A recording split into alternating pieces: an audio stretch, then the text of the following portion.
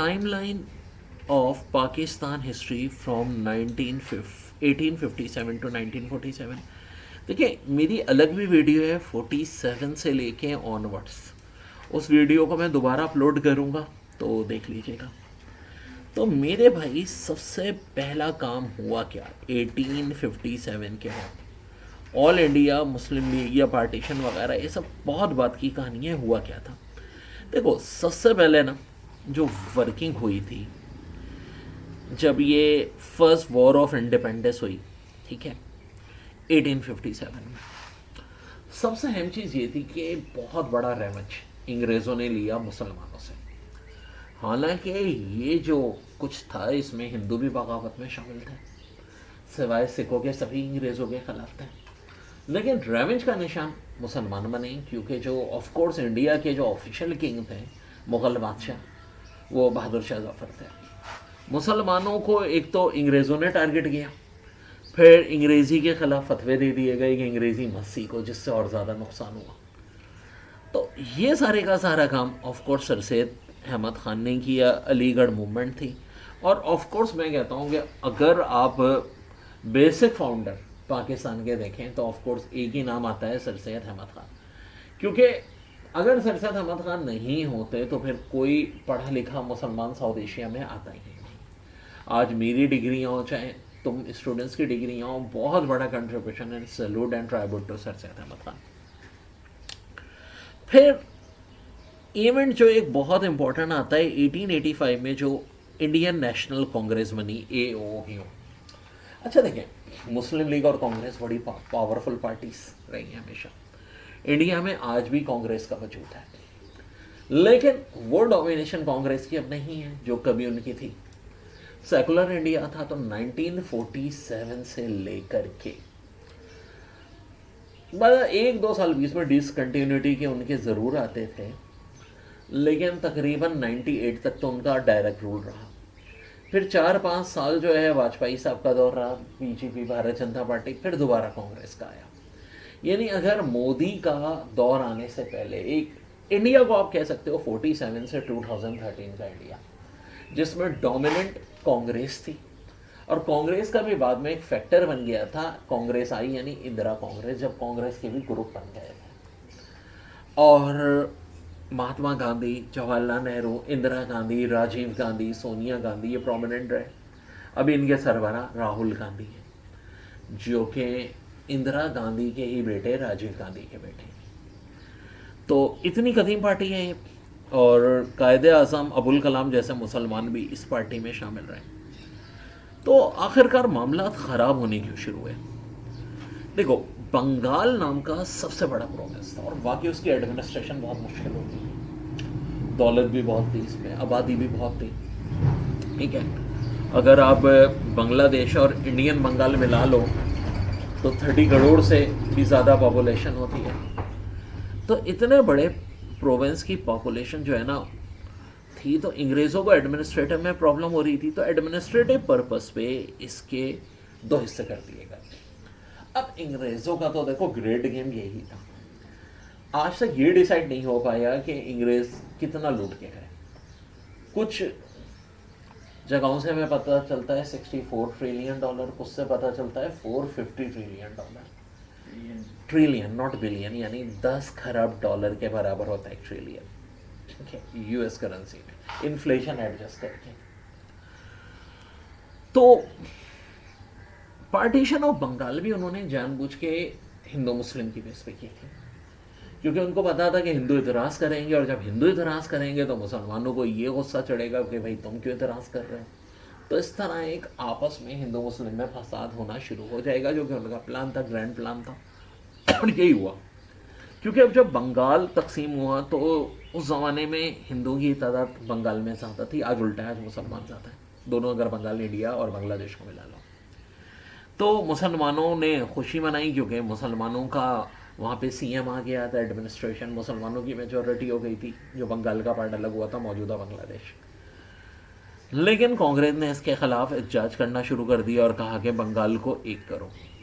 ये बात of course मुसलमानों को और ख़ासतौर पे बंगाल के मुसलमानों को बहुत बुरी लगी, तो जो मुस्लिम लीग की फाउंडेशन हुई थी ना, ये तो हम सबको पता है ढाका में हुई थी, ठीक है जी। और जो की लीडर थे नवाब वकारुल मलिक, मोहसिनुल मलिक, मौलाना ज़फ़र अली ख़ान, मेजॉरिटी का ताल्लुक बंगाल से था। तमाम प्रेसिडेंट बनाया गया वो वेस्ट पाकिस्तान से, सर आगा खान थिरी को, क्योंकि बहुत पॉपुलर थे, एक बहुत बड़े तबके के मजहबी पेशवा भी थे वो, तो उनको बनाया गया था। अब मुस्लिम लीग जब बन गई थी तो इनका मुतालबा ये था कि जी जो पार्टीशन ऑफ बंगाल है इसको बरकरार रखा जाए। लेकिन 1909 में रिफॉर्म्स आए, कॉन्स्टिट्यूशन 10-10 साल के लिए आते थे। उसमें यही था कि जी छोटे छोटे प्रोग्राम मजीद बनाए जाएंगे, लेकिन कांग्रेस के प्रेशर पे 1911 में अंग्रेज़ों ने बंगाल की पार्टीशन ख़त्म कर दी। और सिर्फ प्रेशर नहीं था, एक गेम भी था उनका कि फिर जो है ज़्यादा लड़ाई झगड़ा मुसलमानों और हिंदुओं में हो। उस पर भी रिवॉल्ट उस ज़माने में भी हुए थे। अब एक लीडर ऐसे थे जो कि मुसलमानों और हिंदुओं को यूनाइट रखना चाह रहे थे, और उनका नाम था कायदे आज़म मोहम्मद अली जिन्ना। उनका ये कहना था कि भाई जो भी इख्तलाफात हैं वो अपनी जगह। तो वो तो कांग्रेस के लीडर थे, मगर उन्होंने क्या किया कि 1913 में कांग्रेस के साथ साथ मुस्लिम लीग भी ज्वाइन कर ली। यानी now he is the member of 2 political party, एक साथ 2 पार्टीज के मेंबर थे, कांग्रेस आई के भी और मुस्लिम लीग के भी, जो कि एक बहरहाल एक बिल्कुल अलग इवेंट है। ताम कायदे आज़म का मुस्लिम लीग ज्वाइन करना ये हकीकत थी कि उस ज़माने में हिंदू मुसलमानों के दरमियान में दोबारा ताल्लुकात अच्छे हो गए थे, और जो पार्टीशन ऑफ बंगाल पे एक मात कशीदगी थी वो बड़ी हद तक कम हुई। 1913 में कायदे आज़म ने शमूलियत इख्तियार की, और शायद तारीख कुछ और होती अगर first world war took place नहीं होती। हुआ ये कि 1914 ये बड़ा अहम इवेंट है, फर्स्ट वर्ल्ड वॉर हुई यूरोप में। ऑस्ट्रो हंगरी के क्राउन प्रिंस को सर्बिया वालों ने मार दिया, और सर्बिया की सपोर्ट पे रशिया, ब्रिटेन, फ्रांस आ गए। ऑस्ट्रो हंगरी की सपोर्ट पे जर्मनी आ गया। बाद में सल्तनत उस्मानिया उस वक्त न्यूट्रल रहना चाह रही थी, ये भी बताऊं, उनके खलीफा नहीं चाह रहे थे, क्योंकि उन्हें भी पता था कि यूरोपियन ताकतें अगर आपस में लड़ेंगी तो कमज़ोर हो जाएंगी। लेकिन उनके रुफ़ा ने कहा कि जनाब देखें, बरतानिया से असल में ओटोमन एम्पायर ने 2 बहरी जहाज़ खरीदे थे, जिसका चंदा आवाम ने किया था और पैसे भी दे दिए थे। लेकिन जब फर्स्ट वर्ल्ड वॉर शुरू हो गई तो ब्रिटेन ने देने से इनकार कर दिया कि भाई अब तो हमें खुद ज़रूरत है, और माहदे की खिलाफ वर्जी की। इस बात पर आवाम में बड़ा गुस्सा था, और जर्मनी ने अपने 2 जहाज़ बगैर पैसों के तुर्की को दे भी दिए, ओटोमन एम्पायर को। तो जर्मन्स की तरफ एक झुकाव था।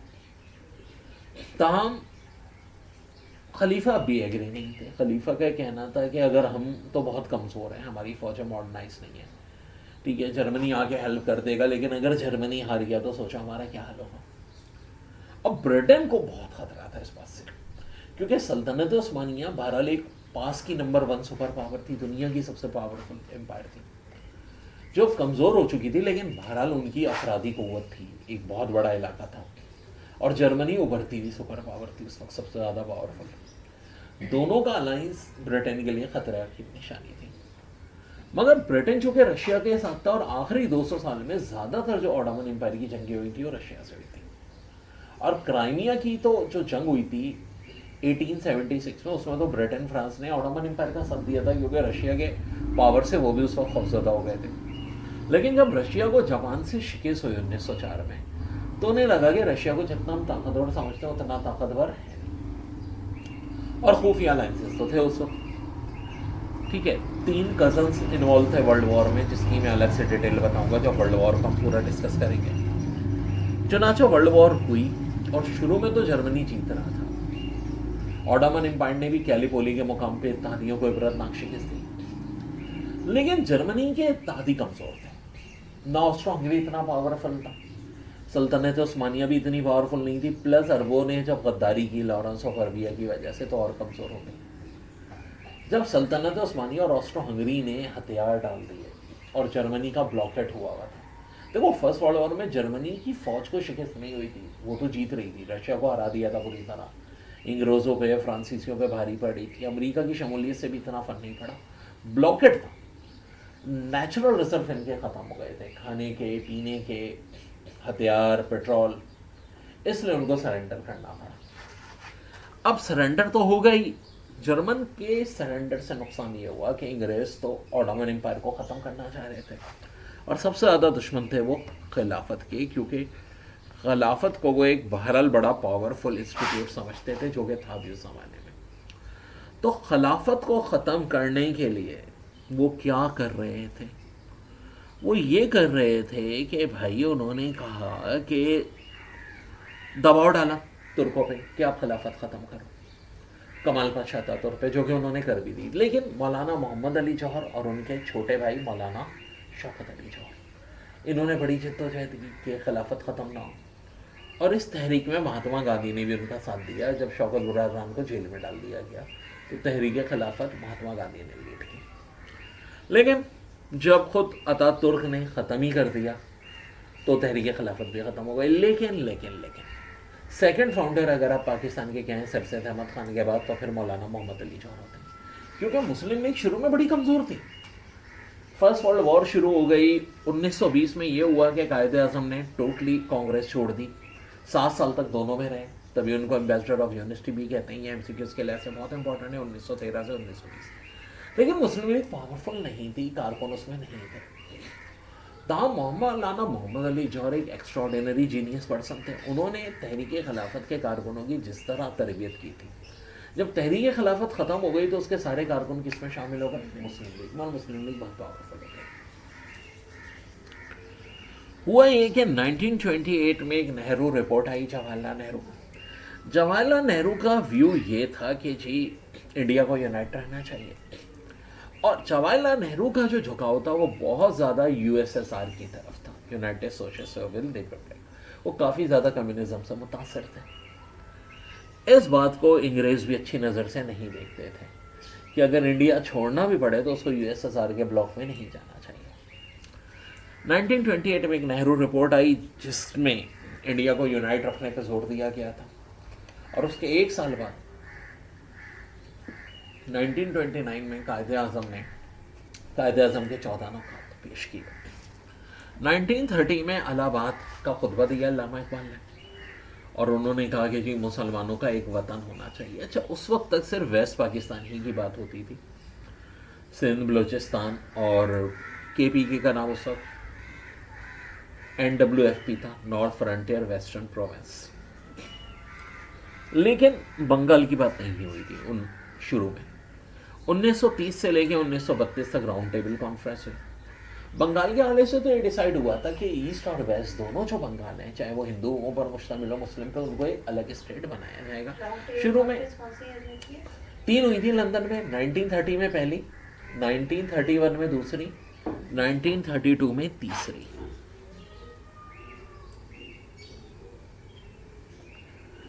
देखिए 1916 में एक लखनऊ पैक्ट भी हुआ था, एक बात बताता चलो मैं, और ये बड़ी इंपॉर्टेंट था लखनऊ पैक्ट।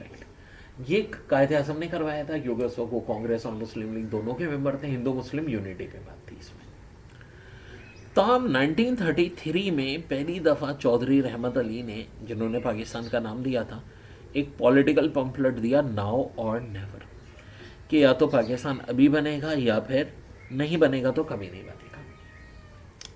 ये भी ना एक बड़ा अहम इवेंट था पॉलिटिक्स ऑफ पाकिस्तान में। लेकिन फिर एक बहुत बड़ा टर्न आया। देखो उस वक्त ग्रेट डिप्रेशन चल रहा था पूरे वर्ल्ड में, यानी दुनिया का सबसे बड़ा इकोनॉमिक क्राइसिस। मौजूदा दौर में कोविड आया, इकोनॉमिक क्राइसिस आई, लेकिन उतना नहीं, क्योंकि फर्स्ट वर्ल्ड वॉर में भी कोविड आया था, लेकिन स्पेनिश फ्लू के नाम से आया था, और इतना उसने दुनिया की इकोनॉमी को नुकसान पहुंचा दिया था, और 1930 में एकदम पूरी दुनिया की इकोनॉमी सफ़र कर गई थी। तो अंग्रेज तो यहाँ से डॉलर लूट के जा रहे थे, यहाँ के लोग भूखे मर रहे थे, खासतौर पे बंगाल में तो बहुत बड़ी तादाद में लोग भूख से मरते थे, लेकिन अंग्रेज यहाँ की सारी दौलत छीन के ले जाते थे, और आज तक माफ़ी भी बहरहाल उन्होंने नहीं मांगी। 1935 में इंडियन इंडिपेंडेंस एक्ट आया, यानी एक पहला कॉन्स्टिट्यूशन, और याद रहे कि बड़ी हद तक पाकिस्तान में भी ना इसी को शुरू में फॉलो किया गया था।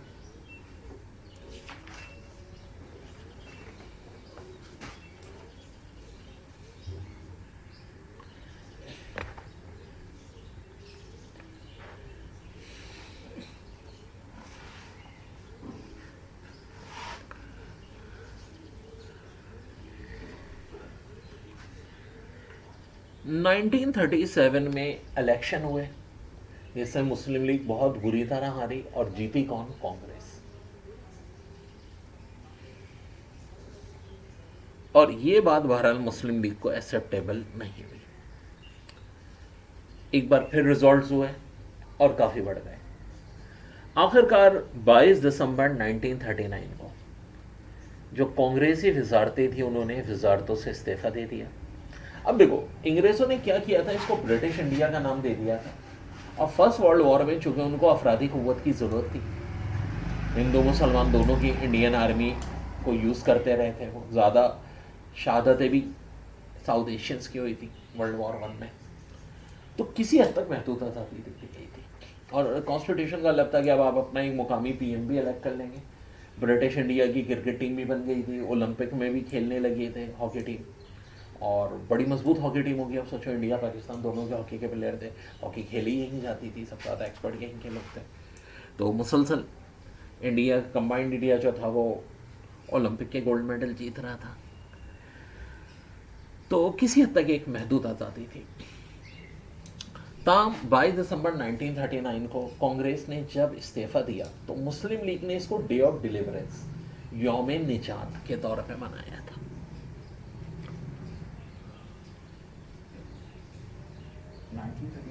1939 22 दिसंबर।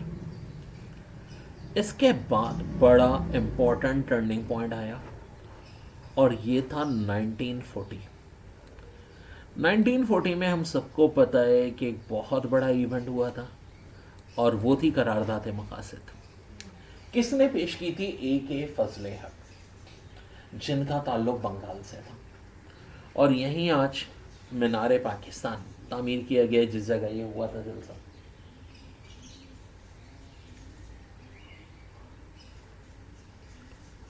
इसी दौरान सबसे इंपॉर्टेंट इवेंट हुआ और वो था सेकेंड वर्ल्ड वॉर, जिसने दुनिया को हिला के रख दिया। फर्स्ट वर्ल्ड वॉर की तबाही कुछ भी नहीं थी जब सेकेंड वर्ल्ड वॉर हुई। इतनी शदीद जंग कभी भी नहीं हुई दुनिया में, ना हुई है उसके बाद 1939 से 1945 तक। अब तो अंग्रेज बहुत ज़्यादा मोहताज हो गए थे साउथ एशियंस की मदद की। अब कुछ लीडर थे लाइक मौलाना अबुल कलाम, जिनका कहना था अंग्रेज़ों की मदद करो। उनका नज़रिया था कि जर्मनी और जापान चूँकि जवान शहर है, ब्रिटेन बूढ़ा शहर है, बूढ़े शहर से निजात हासिल करना आसान होगा, जवान शहरों से नहीं। जबकि one of the great leader Subhash Chandra Bose, जिन्हें नेताजी भी कहते हैं, उनका कहना था कि अंग्रेज़ों का इलाज सिवाय गोली के और कुछ नहीं है, अंग्रेज़ों का भरोसा नहीं किया जा सकता। ये ऐसी आग लगा के जाएंगे इंडिया में कि वो आग कभी नहीं बुझेगी। चुनाचा हमें जर्मनी और जापान का साथ देना चाहिए और मुसल्लह जद्दोजहद करनी चाहिए, जिसके ज़ाहिर हक में ना महात्मा गांधी थे ना कायदे आज़म थे। चुनाचा सुभाष चंद्र बोस ने अपना रास्ता अलग कर लिया और वो हिटलर के पास पहुंच गया और उसकी मदद से आज़ाद हिंद फौज बनाई। सुभाष चंद्र बोस का नारा था, तुम मुझे खून दो मैं तुम्हें आज़ादी दूंगा। और बड़ा उसने अंग्रेज़ों को नुकसान भी पहुंचाया जब तक वो जिंदा रहा तब तक। लेकिन उसके मरने के बाद जब उसकी समाधि, जहाँ पे चिता जलाई जाती है उसको कहा जाता है, अंग्रेज़ों ने तबाह कर दी तो बगावत और फैल गई और नतीजा ये हुआ कि अंग्रेज़ों की ताकत कमज़ोर होती रही और उनको ऐसे जाना पड़ा। इस दौरान एक क्रिप्स मिशन आया था। क्रिप्स और कैबिनेट में लोग कन्फ्यूज होते हैं, इसके लिए एक आसान साल बता दूं। 1942 में क्रिप्स आया था और 1946 में कैबिनेट आया था। अब कैसे रख सकते हो? देखो क्रिप्स मिशन में आम वजीर आए थे, 1942 क्रिप्स, 1946 कैबिनेट। और कैबिनेट मिशन में आए थे बड़े बड़े। कैबिनेट बड़ी होती है, जो खास मिनिस्टर्स होते हैं ना उनको कैबिनेट कहते हैं। तो ज़ाहिर है वो कब आई होगी? पार्टीशन के ज़्यादा करीब आई होगी, ये सहमत में रखें। क्योंकि दोनों की स्पेलिंग सी से शुरू होती है तो लोग कंफ्यूज हो जाते हैं। 1945 में गांधी और जिन्ना टॉक भी हुई थी, और महात्मा गांधी पूरी कोशिश कर रहे थे, चाह रहे थे कि इंडिया यूनाइट रहे, जिसके लिए वो इस बात पर भी नेहरू को तैयार कर रहे थे कि भाई कायदे आजम को वजीर आजम बना दो, ताकि मुसलमानों को एक खतरा ना रहे कि उनके साथ कोई ज्यादती होगी। लेकिन सरदार पटेल जो एक बड़ा मुतासिर था, उसने इस बात को मानने से इनकार कर दिया और ये मामला नहीं तय हो पाया। 1947 में साफ दिख रहा था कि अब ये पार्टीशन होके रहेगा, और आखिरकार 23 जून 1947 को पार्टीशन डिसाइड भी हो गया। लास्ट वाइस रहे थे लॉर्ड माउंटबेटन। अब लॉर्ड माउंटबेटन तो चाह ये रहे थे कि भाई ऐसा झगड़ा हो जो कभी खत्म ना हो। इंडिया पाकिस्तान को तो आज़ादी दे रहे थे, साथ साथ 535 वो स्टेट जो आज़ाद थी उनको आज़ाद मुल्क का दर्जा दे के चला गया था ब्रिटेन, यानी 537 कंट्रीज। लेकिन ये ऑप्शन भी दिया था कि भाई वो आज़ाद भी रह सकती हैं, इंडिया पाकिस्तान में से किसी को ज्वाइन भी कर सकती हैं, और रियासतों की मर्जी है। जो बहुत छोटी छोटी रियासतें थी, लैंड ऑफ थी, वो तो शामिल हो ही गई इंडिया पाकिस्तान में।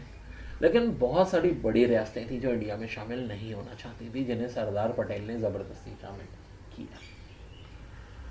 उनमें से एक निज़ाम दक्कन की हैदराबाद दक्कन भी थी, जो उस वक्त दुनिया की सबसे रिच स्टेट थी, और निज़ाम दक्कन उस्मान खान साहब दुनिया के सबसे रिचेस्ट आदमी थे। कहते उनके पास इतने डायमंड होते थे कि डायमंड से पूरी दुनिया की लकीर बन जाए। और जूनागढ़ के हुक्मरान भी मुसलमान थे, वो भी पाकिस्तान में शामिल होना चाह रहे थे, लेकिन इंडिया ने वहाँ भी ज़बरदस्ती कब्जा किया। और कश्मीर में मुसलमान मेजॉरिटी, लेकिन वहाँ पर भी इंडिया ने कब्जा किया था। अब एक चीज़ बड़ी इंपॉर्टेंट थी कि रेड क्लिफ पे से दोनों नाराज़ हैं, इंडियंस भी पाकिस्तानी भी। वेल यार देखो, एक बात सुनो, अगर ठंडे दिमाग से सोचो तो इतनी बड़ी डिवीज़न आसान काम कोई नहीं था। कहीं इनस्लेव थे, यानी मुसलमान मेजॉरिटी में बीच बीच में हिंदुओं के इलाके थे, और हिंदू मेजॉरिटी में मुसलमानों के इलाके थे, तो पार्टीशन बहरहाल इतना आसान काम नहीं था। लाहौर में मेजॉरिटी मुसलमानों की थी, लेकिन सारी जो प्रोमिनेंट दौलत वगैरह थी वो किसके पास थी? हिंदुओं और सिखों के पास। तो वो तो ये मुतालबा करते थे कि जी लाहौर को हमारा पार्ट बनाओ। तो बहुत ज़्यादा डिस्प्यूट दोनों साइड से थे। ये वजह है कि रेड क्लिफ से खुश कोई भी नहीं है। मुसलमान कलकत्ता चाहते थे, और इंडिया का कहना था अगर कलकत्ता हमारे पास रहे तो बाकी पाकिस्तान जाना कोई महंगा सौदा नहीं है। आज भी देख लें आप, कलकत्ता एक बहुत बड़ा इंपॉर्टेंट मरकज़ है इकनॉमी का। इंडिया में भी नॉर्थ इंडिया की डोमिनेशन है, साउथ इंडिया वालों के साथ थोड़ी ज़्यादती की जाती है। अदरवाइज़ तो आप देखें तो बहुत ज़्यादा जो है ना, साउथ इंडिया ने तरक्की कर ली है और मज़ीद कर ली होती। रेड क्लिफ एक एडवोकेट था। पाकिस्तान इंडिया की बॉर्डर लाइन को क्या कहते हैं? रेड क्लिफ बॉर्डर लाइन, जिसने इस बॉर्डर को तकसीम किया था।